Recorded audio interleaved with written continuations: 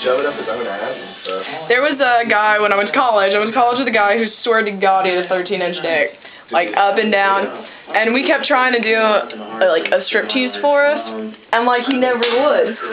And then finally we got him drunk enough, and he was screaming, "Build me a buttercup," while taking his pants off. He got all the way down to his boxers before his girlfriend came and was like, "Oh my God, what are you doing to him? You're so taking advantage of him." No, she got all pissed and made him leave. And it was really funny though. So, I wasn't so bad. Is it over? Yeah, it's over. You're just bleeding. Oh, shut the sound off before you put that on YouTube. No, leave it on there. 13-inch dick. 13-inch cock, no proof. You just like even say, take a deep breath or anything. You're just like, yeah, big cock. yeah, I know. It's like, whoa. Every time I got anything. Was it bad because I didn't? Most people are like, don't tell me, so I've just got in the habit of not telling people.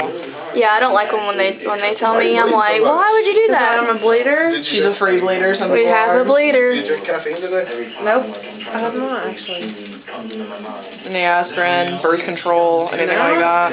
Oh, now you ask the questions. Well, I'm not shocked. She's not the first person I've had to bleed. These pink nose rings are a little small in the needle, and they tend to make people bleed a little bit anyway, and it looks like you're a free bleeder.